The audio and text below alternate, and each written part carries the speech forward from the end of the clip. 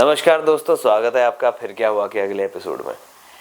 मैं ये कहानी काफ़ी समय बाद लेके आ रहा हूँ क्योंकि एक्चुअली में मुझे घर शिफ्ट करना था और फाइनली अब मैं घर शिफ्ट कर चुका हूँ, अपना प्रॉपर सेटअप लगा चुका हूँ। इसीलिए अब नए सेटअप में नई जगह से आप लोगों को एक नया वीडियो भेज रहा हूँ। ये कहानी ज़रूर देखिएगा, लेकिन कहानी देखने से पहले देखिए मुझे सब्सक्राइबर्स की बहुत ज़रूरत है। मैं जो कम्युनिटी बना रहा हूँ, मैं चाहता हूँ कि ये मुझे लाइक करें, मेरे वीडियोस देखें, कमेंट करें उन्हें कैसे हमारी कहानी लगी। चैनल को सब्सक्राइब याद से ज़रूर कर लें, शेयर ज़रूर करें अपने दोस्तों को, रिलेटिव को, क्योंकि मैं जो भी यहाँ कहानियाँ लेकर के आता हूँ, लोग जो मुझे भेजते हैं मैं वही कहानियाँ आप लोगों को सुनाता हूँ। तो अगर आप कोई भी रिलेट करें इन कहानियों से तो प्लीज़ हमारी कम्युनिटी का हिस्सा बनिए। लाइक, शेयर, सब्सक्राइब एंड याद से स्टोरी कैसी लगी ये कमेंट ज़रूर कीजिए। और जो आज मैं कहानी लेकर के आया हूँ ये एक हॉरर कहानी। ये बहुत लंबी कहानी है एक्चुअली, और ये कहानी मुझे एक ट्रक ड्राइवर भाई हैं उन्होंने भेजी है। उनका ये कहना था कि उनकी लाइफ में एक ऐसा फेज़ था जहाँ पर उन्होंने ना बैक टू बैक कुछ चीज़ें फेस की। एक ऐसी ट्रिप थी, बोल सकते हैं बहुत मनहूस ट्रिप थी, जहाँ पर उन्होंने ये सारी चीज़ें फेस की और ट्रिप के एंड तक उनका जो ईश्वर पे, महादेव पे विश्वास था वो और भी अटूट हो गया। तो चलिए ज़्यादा देरी नहीं करते हुए कहानी सुनते हैं। Let's dive in. नमस्ते भाइयों, मेरा नाम शंकर है। लोग मुझे भोले का सारथी कहते हैं। मेरा ट्रक, जिसे मैं प्यार से कालिया बुलाता हूँ, सिर्फ एक मशीन नहीं, मेरा घर है। मेरे डैशबोर्ड पर महादेव की एक छोटी सी मूर्ति है, जिस पर हर सुबह मैं ताजे गेंदे के फूल चढ़ाता हूँ और महामृत्युंजय मंत्र का जाप करते हुए अपना क्लच को छोड़ता हूँ और स्टीयरिंग को पकड़ता हूँ। ये बात पिछले साल दिसंबर की है। मुझे लुधियाना से गुवाहाटी का माल छोड़ने जाना था। रास्ता बहुत लंबा था और दिसंबर की उस कड़ाके की ठंड में कोहरा ऐसा था कि हाथ को हाथ न सूझे। मैं दिन भर गाड़ी चला रहा था। शाम को एक जगह आराम किया, 2 घंटा सोया, फिर रात की सवारी मैंने शुरू की।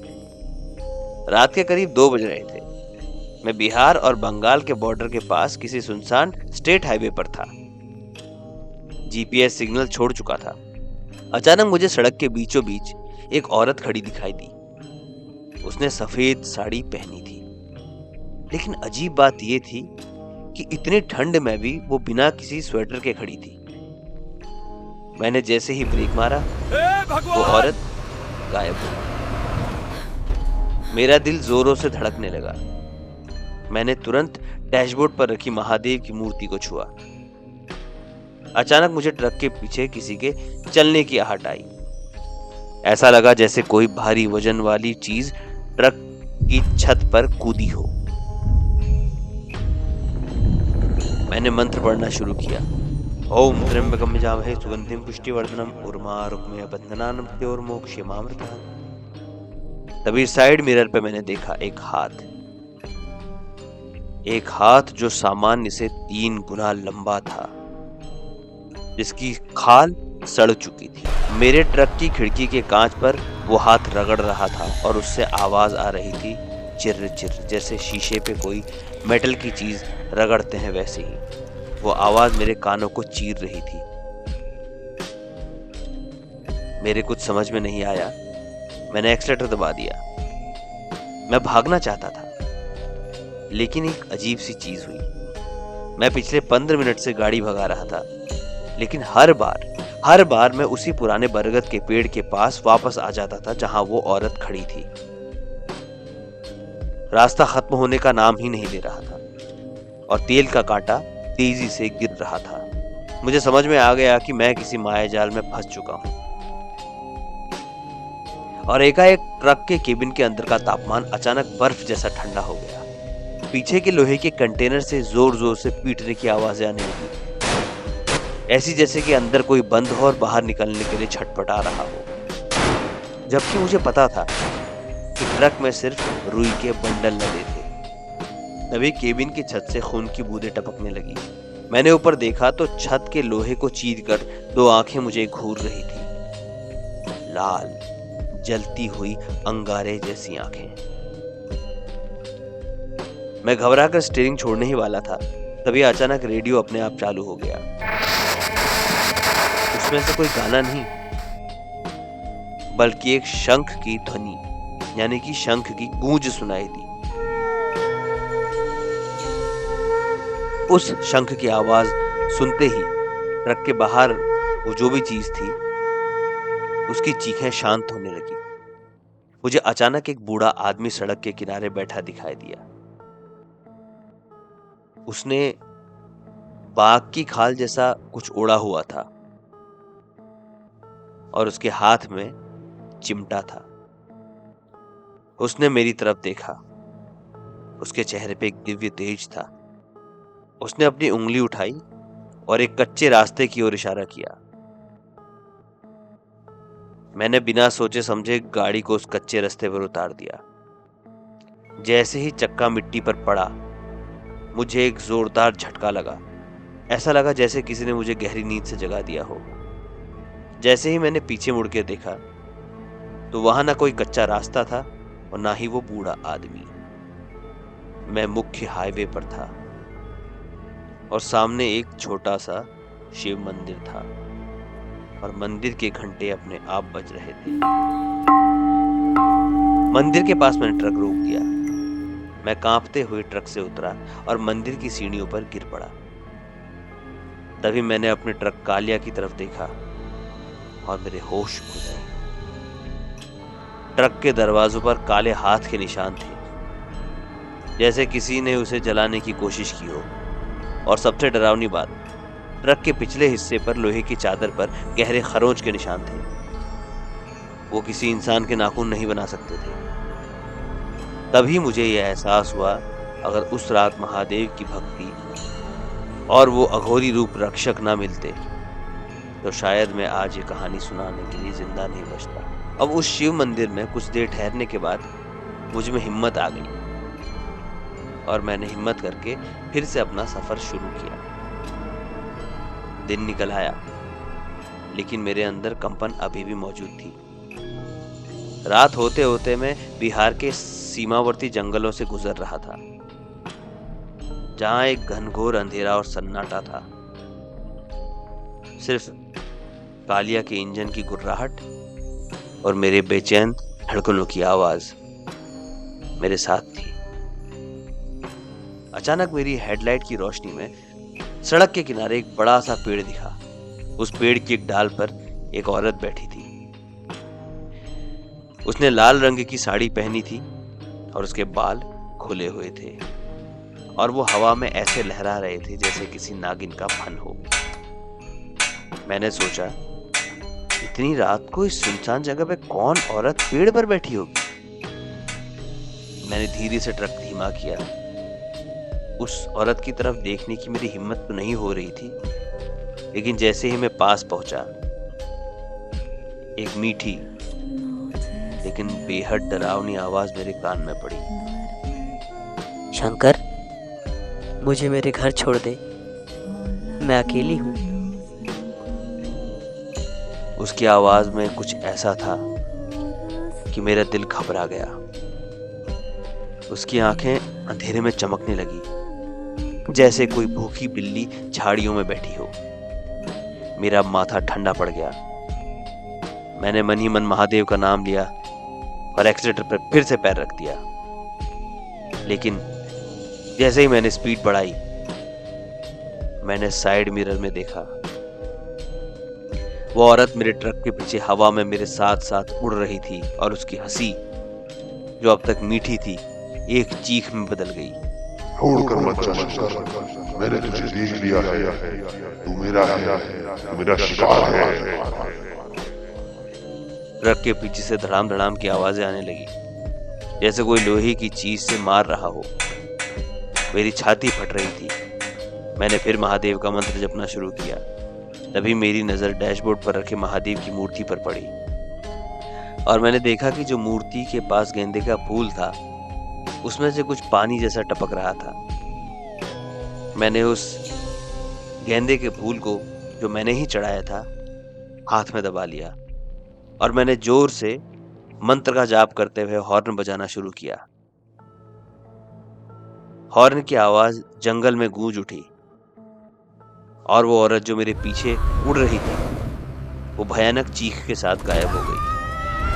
मुझे एहसास हो गया था कि मेरी ये यात्रा बहुत भयावह होने वाली है और मैं अगली चुनौती के लिए भी तैयार था।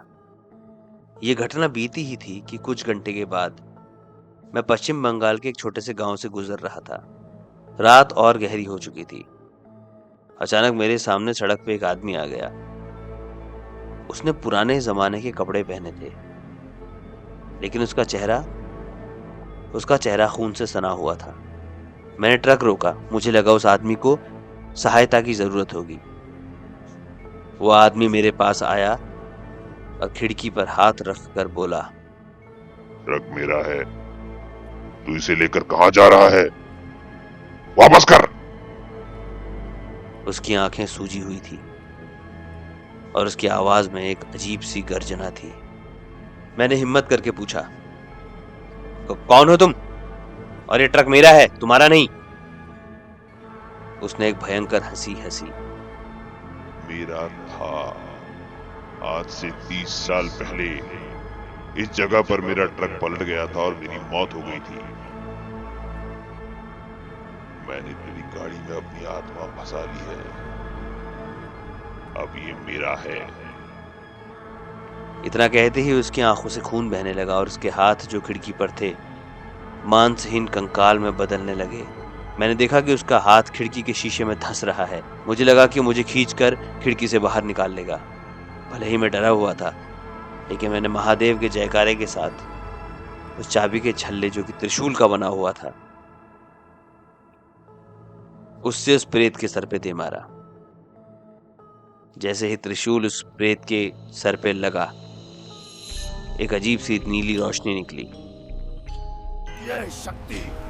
उस रोशनी के निकलते ही वो प्रेत चीखता हुआ राख में बदल गया, जैसे किसी ने धूप में रखा बर्फ पिघला दिया हो। ये सारी घटनाएं मेरे साथ बैक टू बैक हो रही थी। मैं बहुत घबरा गया था, लेकिन मुझे खुशी इस बात की थी कि महादेव का आशीर्वाद मेरे साथ है। दिन में मैं आराम करता था और रात को ट्रक चला रहा था, क्योंकि रात को ट्रैफिक कम होता है। अगले दिन शाम तक मैं बंगाल के एक और सुनसान इलाके में था। भूख और थकान से मेरा बुरा हाल था।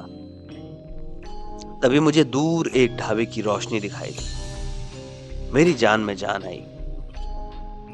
मैंने ट्रक रोका और ढाबे के अंदर गया। अंदर 4-5 लोग बैठे थे। कोई बीड़ी पी रहा था, कोई चाय पी रहा था और ये आपस में बात कर रहे थे। एक बूढ़ा आदमी तंदूरी रोटी बना रहा था। मैंने खाना ऑर्डर किया, लेकिन जैसे ही मैंने उनके चेहरे पर देखा, मेरे रोंगटे खड़े हो गए। उन सबके चेहरे पे एक अजीब सी उदासी थी और उनकी आंखें एकदम सफेद थी। उनमें कोई पुतली नहीं थी और उनकी बातें बहुत अजीब थी। एक आदमी बोल रहा था, आज फिर 4 नए आए हैं। उनकी आत्माएं बहुत बेचैन हैं। दूसरा बोला, मुझे उनकी हड्डियों की गंध आ रही है। मैंने देखा कि वो सब मुझे घूर रहे थे। ढाबे के अंदर एक अजीब सी सड़ी हुई गंध आ रही थी। मैंने अपनी थाली की ओर देखा। मुझे उस थाली में खाना नहीं बल्कि लाल रंग का कुछ अजीब सा और कुछ टुकड़े दिख रहे थे, जो कि इंसान की उंगलियों के थे। उसे देख करके मेरा पेट उलट गया। मुझे तुरंत समझ आ गया कि कोई साधारण ढाबा नहीं है। ये वही मुर्दों का ढाबा है जिसके बारे में मैंने अपने दोस्त ट्रक ड्राइवरों से सुना था, जहां भटकती हुई आत्माएं अपने शिकार का इंतजार करती हैं। मैंने परिस्थिति को समझा, भापा। मैं चुपचाप उठा और बिना कुछ बोले बाहर की ओर भागा। और जैसे ही बाहर निकला, मैंने पीछे मुड़ करके देखा, ढाबा गायब था। महादेव की कृपा से मैंने एक भी निवाला नहीं खाया था। यदि मैं एक भी निवाला खा लेता तो मेरी वहीं मृत्यु हो जाती। जब मैं अपनी गाड़ी में घुसा तो देखा कि मैं एक घने जंगल के बीच था और एक पुराना टूटा फूटा साइन बोर्ड एक पेड़ पे लटका था, जिस पर लिखा था, यहाँ से आगे मृत्यु का रास्ता है। उस रात के बाद मैंने अपने ट्रक कालिया को धोया उसकी पूजा की और महादेव से क्षमा मांगी। मैं उनके रहते डर गया था। मुझे समझ में आ गया था कि ये हाईवे खाली एक रास्ता नहीं है जो कि कंक्रीट से बना है। ये उन कहानियों, उन आत्माओं और उन शक्तियों से बना है जो हम इंसानों की समझ के परे हैं। आज मैं फिर से उसी हाईवे पर हूँ। मेरा कालिया फिर से फर्राटा भर रहा है, लेकिन अब मैं अकेला नहीं चलता। मेरे साथ महादेव का आशीर्वाद है। मुझे पता है कि जब तक उनका नाम का जाप करता रहूंगा, कोई भी अंधेरी शक्ति मेरा कुछ नहीं बिगाड़ नमः सकती। शिवाय। ये मेरी कहानी है, शंकर यादव की कहानी। अगर आपको लगता हो कि ये सिर्फ एक कहानी है, मेरी कल्पना है, तो रात के अंधेरे में हाईवे पर अकेले ड्राइव करके देख लीजिएगा। शायद आपको भी कोई चुड़ैल, प्रेत या इस तरह का ढाबा मिल जाए। तो दोस्तों, आप लोगों को ये कहानी कैसी लगी? जी, ये कहानी एकदम सच्ची घटनाओं पर आधारित है और जो मुझे यादव जी हैं जिन्होंने स्टोरी भेजी है, वो लिटरली रो गए थे मुझे कहानी बताते बताते। श्रद्धा भाव से रो गए थे कि महादेव की इतनी बड़ी कृपा उन पर रही और किस तरह से उन्होंने सब चीज़ें ठीक की और महादेव के आशीर्वाद से आज वो जिंदा है। तो फिलहाल आप लोगों को ये कहानी कैसी लगी मुझे ज़रूर कमेंट बॉक्स में बताइए। कहाँ से देख रहे हैं स्टोरी ये भी बताइए। और ये 2025 का अंतिम वीडियो है, 2026 में फिर से आपकी मुलाकात होगी। लेकिन उससे पहले इस चैनल को सब्सक्राइब करें, वीडियो को लाइक करें, कमेंट करें, शेयर ज़रूर करें और लोगों से और सब्सक्राइब करने को कहें, क्योंकि मुझे सब्सक्राइबर की ज़रूरत है। आई थिंक मैं क्वालिटी कंटेंट बना रहा हूँ और मुझे आप लोगों की सपोर्ट की ज़रूरत है। सो बिना ज़्यादा देरी ना करते हुए गुड बाय 2025 और आप सभी को 2026 नववर्ष की ढेर सारी शुभकामनाएं। मैं आशा करता हूँ कि ये 2026 आपके, मेरे, हम सब के लिए बहुत मंगलमय हो, बहुत अच्छा हो और हम इस 2026 में बहुत खुश रहें, खूब धन कमाएं, खूब सब्सक्राइबर चाहिए मुझे आप लोगों की तरफ से। एक छोटा सा गिफ्ट दे दीजिए मुझे। तब तक के लिए धन्यवाद। Thank you so much. Happy new year.